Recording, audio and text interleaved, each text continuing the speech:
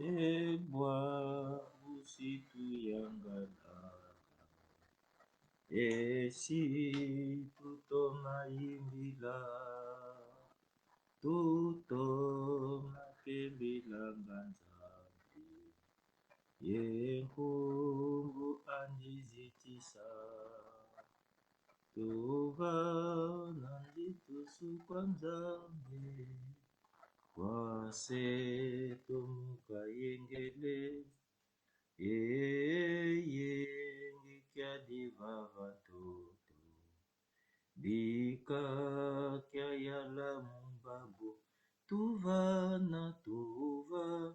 nanditusu kwa nzambi kwase tomukayengele yenge kyadiva vatoto bika kyayala mubabo mulumbu kitubutulungu tuve nomvuluzi kwase kwadye totata dya tuvanga edya tulembo kilape tuva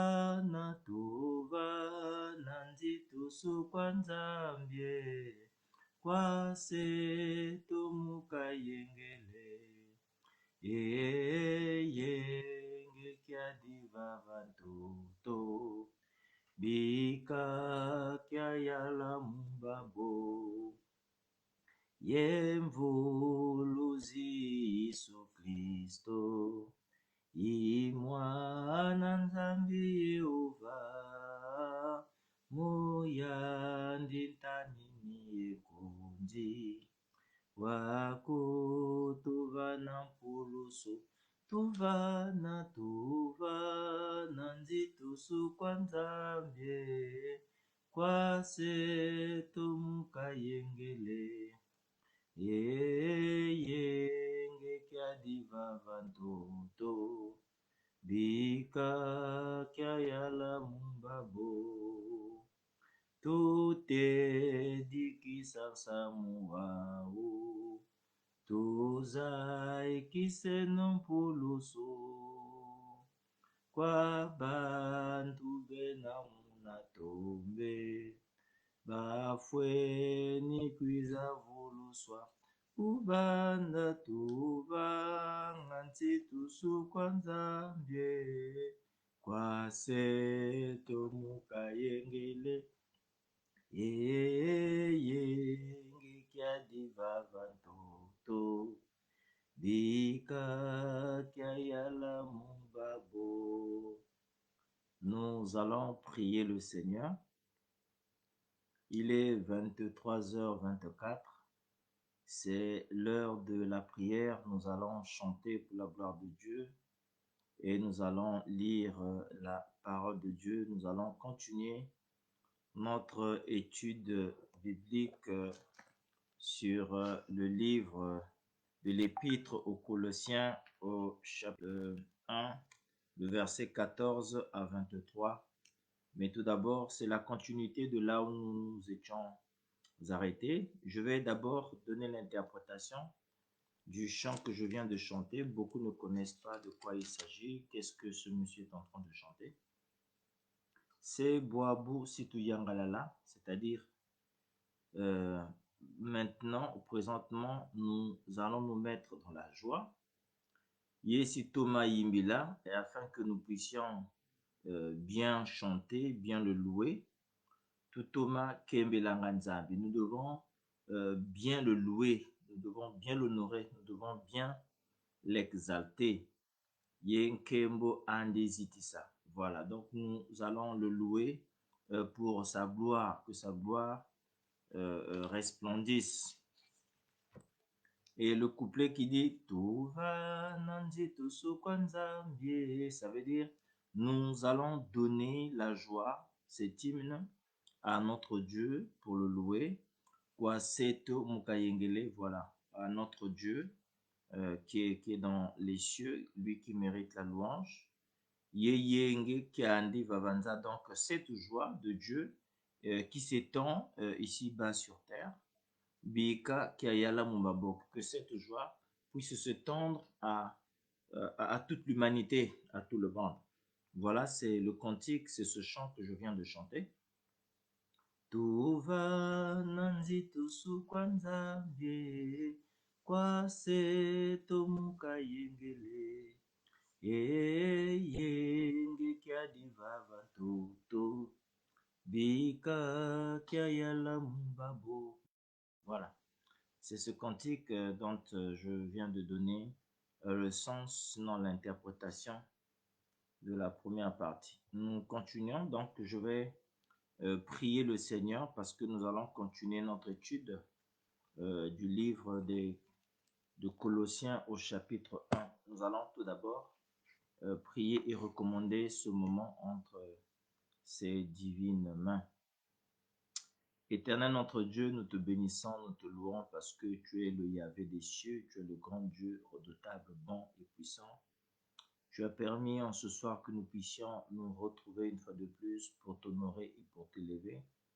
Seigneur, grande est ma joie parce que tu m'as mis autour des frères et sœurs et qui ont ce désir ardent de chercher ta face parce que c'est toi qui bénis, c'est toi qui élèves, c'est toi qui régénère, c'est toi qui donnes ce souffle de vie gratuitement et nous t'en sommes infiniment reconnaissants. Nous te prions de pouvoir étendre ta main et Seigneur que tu touches nos cœurs afin que ce qui sera annoncé, Seigneur, prenne et de l'impact dans nos cœurs et que nous puissions vraiment la saisir et la comprendre et la mettre en pratique. C'est dans le nom glorieux et puissant nom de notre Seigneur Jésus, nous avons ainsi prié. Amen. Alors, la première partie, nous avions étudié l'épître aux Colossiens. Nous avons vu les grandes parties du chapitre 1, à partir du chapitre 1, donc du premier verset au verset 14.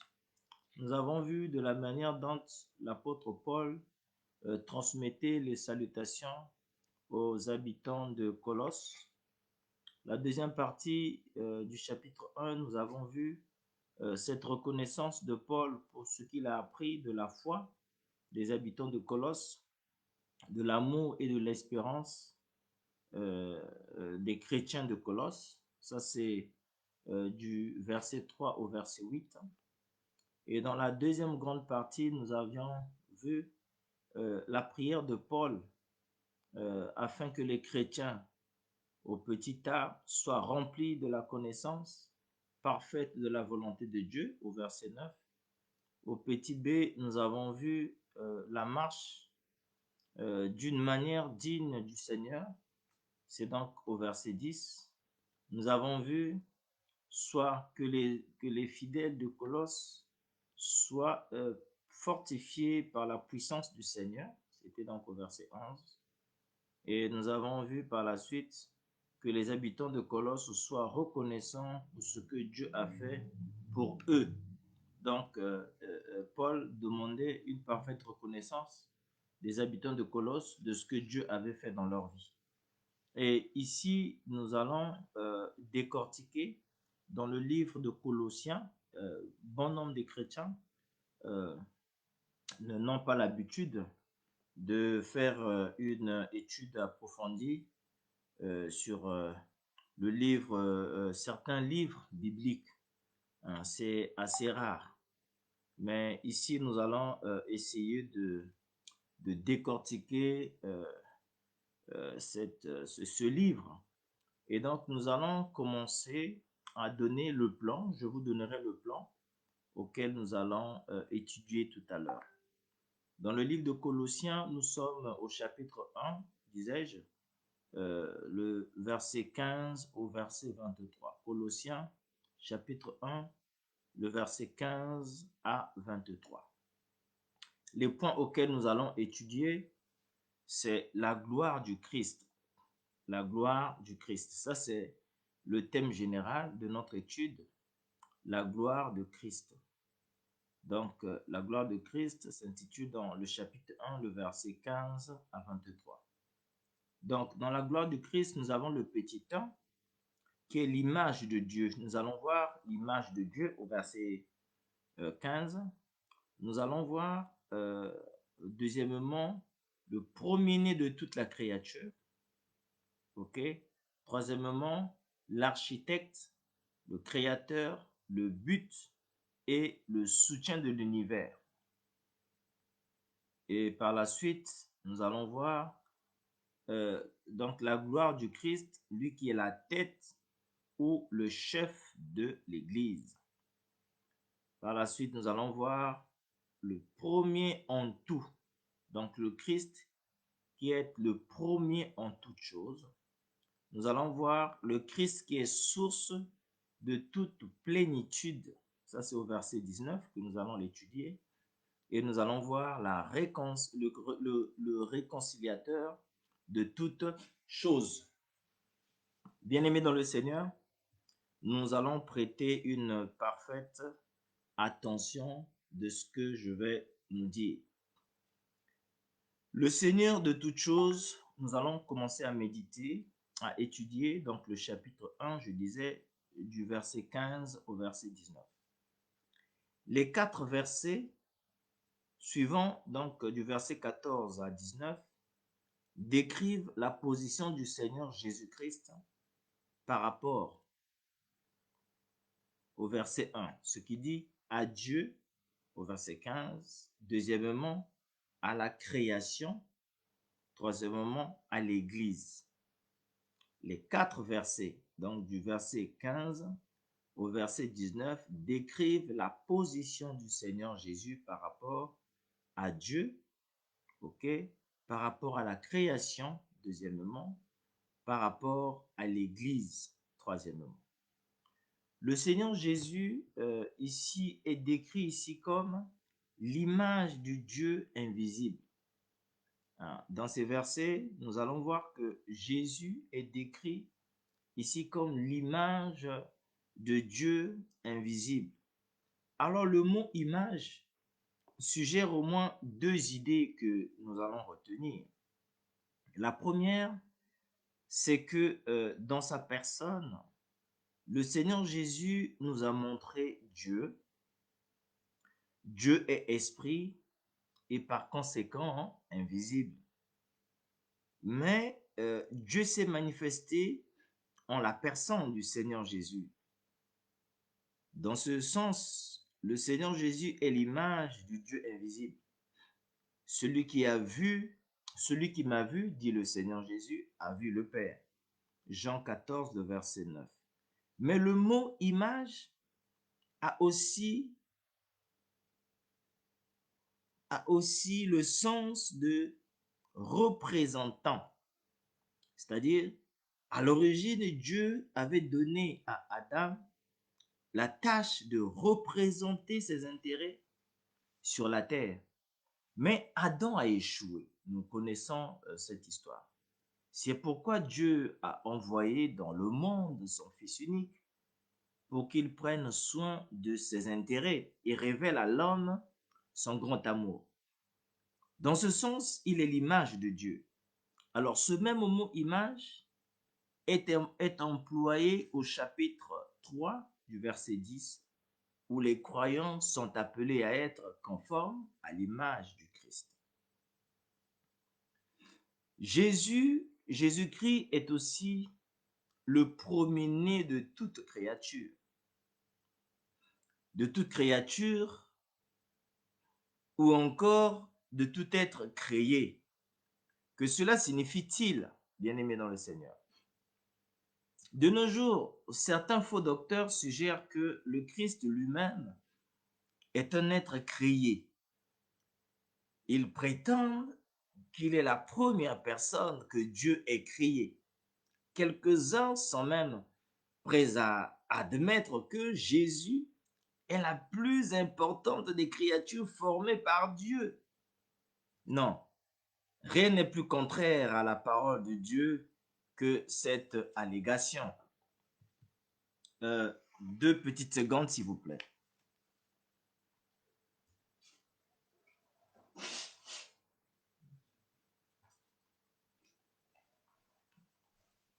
Voilà. Donc, je disais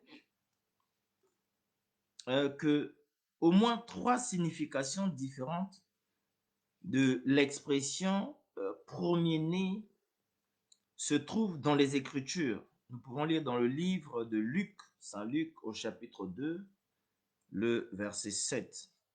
Elle est employée au sens littéral. Lorsque Marie met au monde son premier-né, ici l'expression signifie que le Seigneur Jésus est le premier enfant auquel elle est donnée naissance. Par contre, dans Exode, le chapitre 4, le verset 22, l'expression est employée au sens figuré.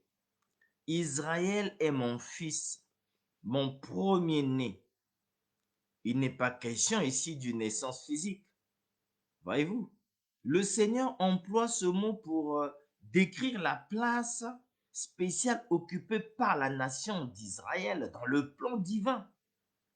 Enfin, au psaume 89, le verset 28, la même expression désigne une position unique de suprématie. Voilà ce que nous devons noter.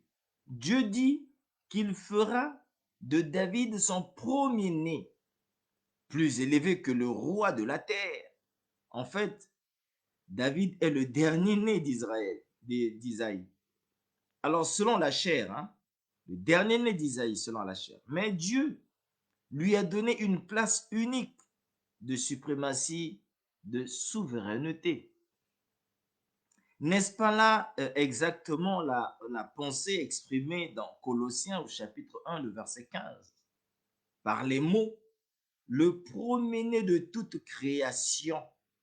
Alors cela signifie que le Seigneur Jésus est le Fils unique de Dieu. Dans un sens, tous les croyants sont les enfants de Dieu. Mais le Seigneur Jésus-Christ est le Fils de Dieu, d'une manière sans égale. Mais le Christ existait avant toute chose, nous le savons. Et il règne sur elle. Il occupe le rang le plus élevé.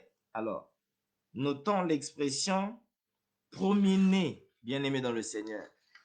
Premier-né de la création. Alors, cette expression n'a aucun rapport avec la naissance physique, mais elle signifie que Jésus-Christ est le Fils de Dieu par une parenté éternelle. Ce titre indique la suprématie de sa position et non seulement une antériorité dans le temps. Comme nous l'avons déjà mentionné tout au début de notre début d'étude, de faux enseignants s'appuient sur le verset précédent pour affirmer que le Seigneur Jésus est un être créé. OK? Certainement dans vos églises, certains pasteurs aussi le disent. Jésus a été créé. Voilà. Mais en général, on peut réfuter une erreur en se référant au passage, même cité à son appui. C'est le cas ici, le verset 16 est sans équivoque. Le Seigneur Jésus n'est pas une créature, mais le Créateur. Le Seigneur Jésus n'est pas une créature, mais le Créateur. Le Seigneur Jésus n'est pas une créature comme le prétendent certains théologiens, mais le Créateur. Faisons très attention de ce que nous entendons. Faisons très attention de ce que nous apprenons. Tu peux beau aller faire tes études dans des écoles théologiques, mais on peut te faire avaler des hérésies pour te détourner de la vraie vérité de la parole de Dieu. Le Seigneur Jésus n'est pas une créature divine, mais le Créateur lui-même. Alors, il va nous apprendre que toutes choses, c'est-à-dire tout l'univers, ont été créées en lui et par lui et pour lui, nous disent les Saintes Écritures. Chacune de ces prépositions exprime une pensée différente. Premièrement, nous lisons en lui ont été créées toutes choses. Le Seigneur Jésus a la capacité de créer. Alors ce pouvoir lui est inhérent. Il est l'architecte de l'univers. Mais plus loin dans ce même verset, nous lisons que toutes choses ont été créées par lui. Il est la personne de la Trinité qui accomplit l'acte créateur. Mais enfin, toutes choses ont été créées par lui. Il est celui pour qui toutes choses ont été créées. Il est donc la raison d'être de la création. Monsieur Pinto Michel, maman Chacha, maman Félida, maman Karine, voilà des vérités que nous sommes censés connaître. L'apôtre Paul, ici dans ce livre, dans cette épître aux Colossiens, souligne avec beaucoup de force que tout ce qui existe a été créé par Jésus-Christ, que ce soit dans les cieux ou sur la terre. Alors, ce qui élimine l'idée qu'il aurait pu être lui-même un être créé. Nous pouvons le lire dans Jean chapitre 1, le verset 1 à 3. Ensuite, l'apôtre Paul, toujours dans l'épître aux Colossiens, déclare que la création de Dieu inclut les choses visibles et les invisibles. L'expression, entre guillemets, les choses invisibles ne demande aucune explication. Mais Paul était certainement conscient que la mention des, entre parenthèses, choses invisibles susciterait notre curiosité. Voilà ce que souligne Paul. Mais c'est pourquoi il définit ces choses invisibles. Ce sont les trônes, par exemple, les dignités, les dominations, les autorités. Voyez-vous? Mais même ainsi, notre curiosité n'est pas entièrement satisfaite. Nous croyons que ces termes se réfèrent à des êtres angéliques, bien que nous ne puissions déterminer les divers rangs tenus par ces êtres supérieurs. Qui peut dire tel ange à telle position, tel ange à telle position, à la manière décrite par le Seigneur, fait par le Seigneur? Non, personne ne peut recevoir cette révélation-là. Cela est caché à Dieu lui-même. Vous vous souviendrez que dans l'introduction de ce cours du livre aux Colossiens, quand j'ai commencé avant-hier, nous avons parlé des gnostiques, c'est-à-dire ces hommes croyaient à l'existence entre Dieu et la matière, d'une hiérarchie entre spirituelle, parmi lesquelles le Christ avait sa place. Alors, de nos jours, les spirites prétendent, c'est une idéologie, les spirites prétendent que Jésus-Christ est un esprit qui occupe un rang élevé dans le monde des esprits. Voilà. Et les témoins de Jéhovah enseignent qu'avant sa venue ici-bas, le Seigneur était un ange créé d'archange Michel en personne. Je ne sais pas si vous avez bien entendu, si vous avez bien suivi. Les témoins de Jéhovah enseignent qu'avant sa venue, avant la venue de Jésus-Christ ici-bas sur terre, le Seigneur était un ange créé, l'archange Michel en personne. Donc Jésus était l'archange Michel en personne. Alors ici, Paul refute, il rejette avec force de telles idées en affirmant en termes parfaitement clairs que le Seigneur Jésus-Christ est le créateur des anges, en fait, le créateur de toutes choses visibles ou invisibles. Il est intéressant de noter que Paul dit, il est avant toute chose, et non, il était avant toute chose. Nous devons le souligner. Le présent est souvent employé dans la Bible pour montrer que Dieu est éternel, sans limite de temps. N'oublions pas que le Seigneur Jésus a dit, Avant qu'Abraham fût, je suis. Avant qu'Abraham fût, je suis. Non seulement le Seigneur Jésus existait avant toute chose, mais en lui toute chose subsiste. Il est donc le soutien de l'univers et celui qui en règle le cours.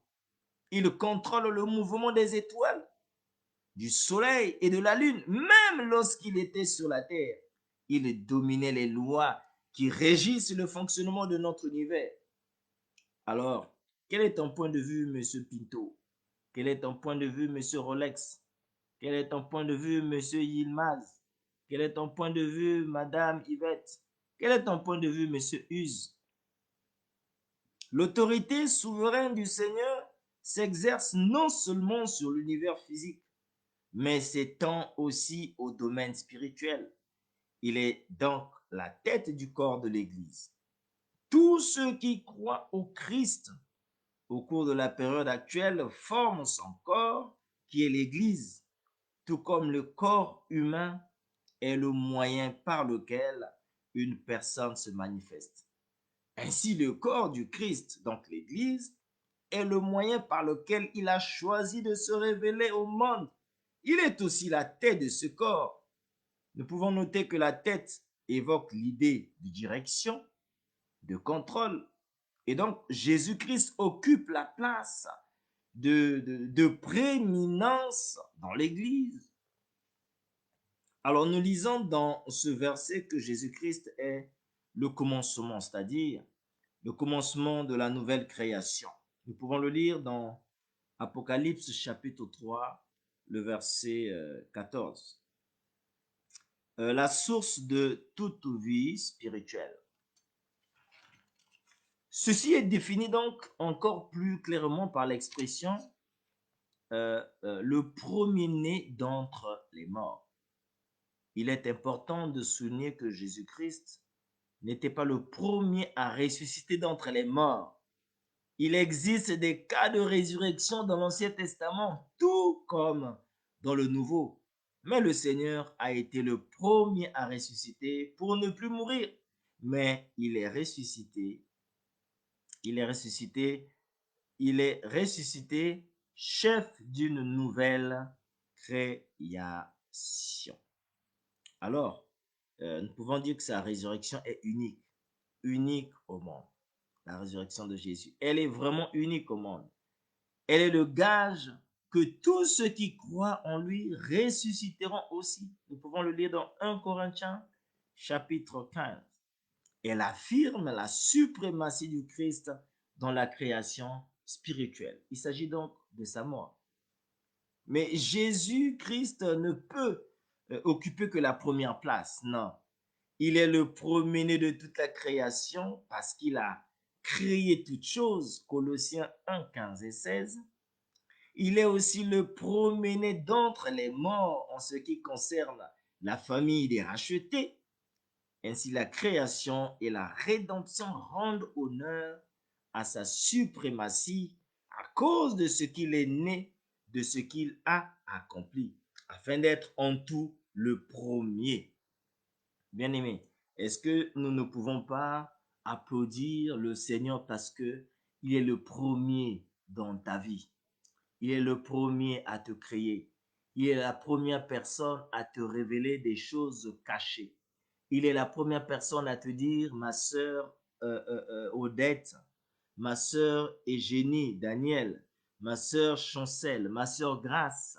Alors le malin, il est là, il te tend des pièges. Alors mets-toi en garde. Il nous met en garde, le Seigneur. Il nous montre des choses cachées, des choses que le monde ne peut pas voir. Il est celui qui ôte la vie à l'homme. Qui peut donner la vie à quelqu'un? Oui, il est celui-là aussi qui donne la vie. Il t'ôte la vie. Voilà pourquoi il nous dit de lui rendre grâce en toutes choses parce qu'il nous offre la vie. Si tu as du travail, c'est grâce à Dieu. Si tu es intelligent, c'est grâce à Dieu. Si tu peux signer ton CDI quelque part, c'est grâce à Dieu. Si tu as des enfants qui vont à l'école, c'est grâce à Dieu. Si tu as des enfants intelligents à l'école, c'est grâce à Dieu. Eh bien, si tu n'as pas d'enfants, c'est grâce à Dieu. Bien-aimé dans le Seigneur, Euh, en lisant ces mots, afin d'être en tout le premier, cette expression, nous sommes amenés à nous poser cette question. Occupe-t-il la première place dans ma vie? Occupe-t-il la première place dans mes affaires? Occupe-t-il la première place dans ma famille? Occupe-t-il la première place dans mes prises de décision? Les gnostiques affirmaient que le Christ était une des étapes sur le chemin menant à Dieu. Il était un des maillons de la chaîne, mais il en existait d'autres. Après lui, de niveau même supérieur. Ne vous arrêtez pas au Christ, disent-ils. Continuez et vous atteindrez la plénitude. Disait ces hérétiques. Non, répond Paul. Il est catégorique. Jésus-Christ est la plénitude de la divinité. Voilà ce que nous devons noter, contrairement à ces gnostiques qui nous apprennent des hérésies. Toute plénitude habite en Jésus-Christ. Ici, le mot habiter signifie demeurer en permanence et non pas de façon temporaire. C'est comme des gens qui ont de la foi, ils ont une foi en dents de scie. Aujourd'hui, ils vont croire quand tout va bien et quand tout va mal, ils ne croient plus. Ils rejettent, ils se posent des mille et une questions. Est-ce que ce Dieu-là existe? Parce que tout semble noir. Nous allons aborder un autre point qui est le réconciliateur, parce que nous étudions le livre de Colossiens. Donc, nous sommes dans le deuxième point, le réconciliateur, que nous allons aborder dans le chapitre 1 de Colossiens, du 20e verset jusqu'au 23e verset. J'espère que vous prenez note. S'il y avait quelqu'un, le frère Nickel, même de la RDC que je connais bien, pouvait même noter ces versets, ça aiderait nos frères et sœurs aussi à prendre note. Ceux qui nous suivent sur Facebook, aussi Maman Eugénie, Maman Odette, vous pouvez prendre le soin aussi de noter ces versets et ça aiderait pas mal de nos frères à se réécouter et à étudier donc le livre de Colossiens. Dieu a non seulement voulu que toute plénitude habita en Christ, hein, dans le verset 19 au chapitre 1 de Colossiens, mais il a également voulu tout réconcilier avec lui-même par Jésus. Deux réconciliations sont mentionnées dans ce chapitre. La réconciliation des choses, donc au verset 20, et la réconciliation des personnes au verset 21. La première est encore à venir, alors que la seconde a eu lieu pour tous ceux qui croient en Jésus-Christ. Réconcilier veut dire quoi? Réconcilier signifie rétablir l'harmonie ou faire la paix. Là où il y a désaccord, la Bible ne parle jamais de la nécessité pour Dieu de se réconcilier avec l'homme, mais toujours du besoin de l'homme de se réconcilier avec Dieu. Alors, l'homme naturellement est opposé à Dieu. Nous pouvons le lire dans le livre de Romains chapitre 8, le verset 7. Lorsque le péché est entré dans le monde, l'homme s'est éloigné de Dieu. Il a adopté une attitude hostile envers Dieu. C'est pourquoi il a besoin d'être réconcilié avec Dieu. Mais le péché a tellement affecté non seulement la race humaine, mais la création tout entière. Dans le passé, certains anges ont péché et la Bible ne mentionne jamais une réconciliation future de ces anges avec Dieu. Hein. Ils sont réservés pour le jugement du grand jour, enchaînés éternellement par les ténèbres. Nous pouvons le lire dans Juge chapitre 6, dans Job 4, le verset 18. Eliphaz dit que Dieu accuse ses anges de folie.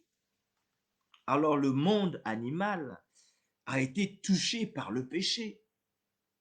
Aussi la création attend-elle avec un ardent désir la révélation des fils de Dieu. Mais car la création a été soumise à la vanité. Or, nous savons que jusqu'à ce jour, la création tout entière soupire et souffre les douleurs de l'enfantement. Nous pouvons le lire dans Romains 8, le verset 19 à 22. Le fait que les animaux soient malades, souffrent et meurent prouve qu'ils ne sont pas exempts de la malédiction du péché. Ils ne sont pas exclus de la malédiction du péché. Nous pouvons voir le cas du sol, la terre. Le sol a été maudit après qu'Adam ait péché dans Genèse 3, le verset 17. Les mauvaises herbes, les épines et les chardons en sont la preuve du jugement. Dans le livre de Job, ceux qui le lisent assez, nous voyons Bilad dit que même les étoiles ne sont pas pures aux yeux de Dieu. Job 25, le verset 5. Même les étoiles ont péché. Ainsi, le péché semble aussi avoir atteint le monde des étoiles. Ça, c'est même dans le livre de Job. Cela est mentionné. Dans le livre d'Hébreux, chapitre 9, le verset 23, ce paragraphe nous apprend que les choses célestes elles-mêmes doivent être purifiées. Alors, soulignons que nous ignorons finalement la signification exacte de ces paroles. Peut-être suggère-t-elle que les choses célestes ont été souillées par la présence de Satan, qui a accès auprès de Dieu en tant qu'accusateur. Voyez-vous, on imagine que le monde céleste, le ciel, les étoiles ont été souillés par la présence déjà de Satan, qui va accuser Job, qui s'approche de Dieu, qui traverse les nuées, qui traverse les étoiles. Toute cette couche a donc été souillée. Dans Job chapitre 1, le verset 6 à 7. Apocalypse 12, le verset 10. Les mamans Odette ne sont pas assez rapides pour mentionner ces versets. Certains pensent que ce passage se rapporte à la demeure de Dieu, d'autres au monde des étoiles. Mais Satan, la seconde hypothèse, mais c'est dans la partie occupée par les étoiles que Satan a accès auprès de Dieu, ça nous le savons. Quoi qu'il en soit, tous affirment que le trône de Dieu n'est pas souillé par le péché. Alors, la mort du Seigneur Jésus avait pour but, entre autres, de permettre la réconciliation avec Dieu, des hommes et de la création. Toute la création devait se réconcilier, que ce soit les anges, que ce soit les étoiles, que ce soit l'air, tout passera, mais la parole de Dieu ne passera pas. Tout genou fléchira devant le trône de Yahvé. Elle ne pouvait s'effectuer qu'en supprimant le péché. Cause de cette hostilité. Alors, c'est ce qui fit Jésus par son sacrifice. À l'entière satisfaction de Dieu, il s'est donné corps et âme pour la purification du monde, pour que le monde soit pardonné. La portée de la réconciliation est définie dans ce chapitre. Tous ceux qui croient au Seigneur Jésus sont déjà réconciliés avec Dieu, au verset 21 du chapitre 1 de Colossiens. Bien que cette réconciliation offerte par Jésus-Christ soit suffisante pour l'humanité entière, elle n'est efficace que pour ceux qui se l'approprient. Voilà. Si tu désires cette réconciliation, il faudrait que tu t'appropries réellement de cette envie de pouvoir s'approcher de ton Dieu.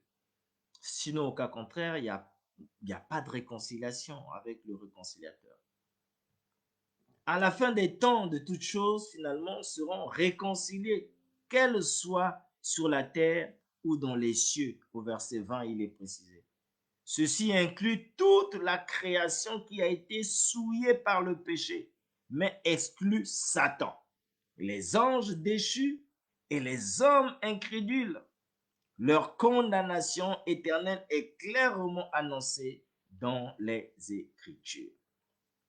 Voilà, ça c'est dans le verset 20. Il est donc intéressant de noter que cette réconciliation ne s'étend pas aux choses sur la terre.